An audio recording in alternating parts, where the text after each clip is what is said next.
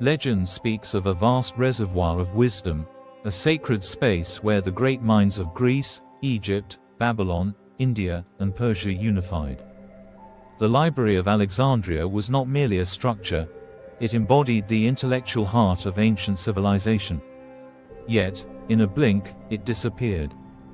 Was this disappearance merely an accident?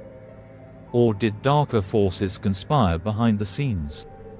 Today, we delve beyond the flames to uncover the layered, unfiltered truth regarding history's most significant archive and its demise.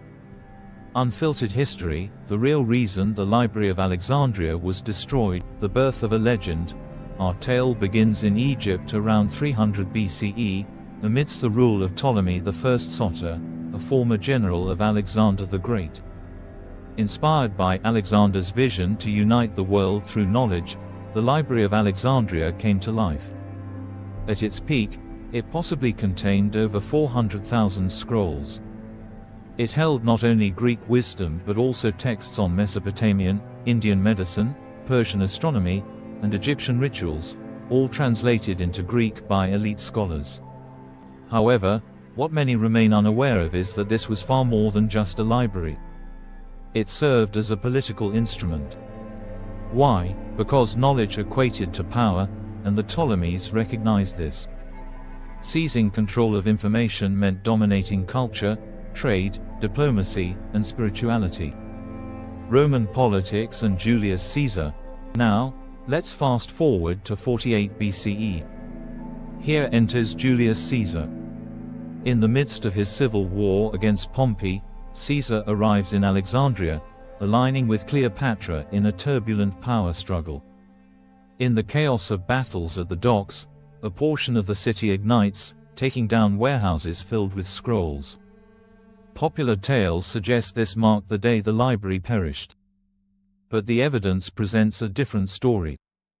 The main library was situated in the Bruchion, far from the raging docks. And here's the twist: no Roman accounts from Caesar's era ever asserted that flames consumed the main library. Likely, only satellite storage buildings fell victim, not the heart of the library. If Caesar didn't set it ablaze, then who was responsible?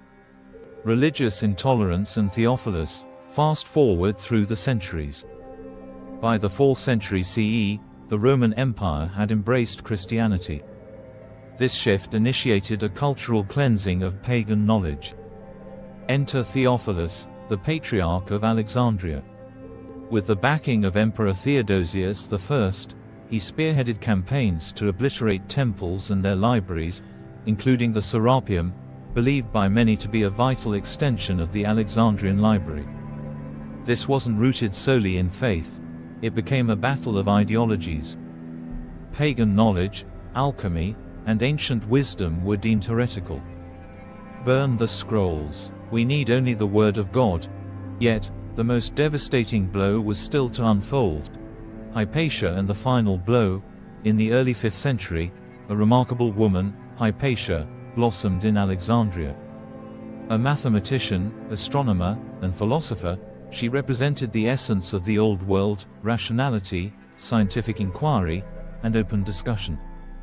Her prominence posed a threat to both political and religious authorities.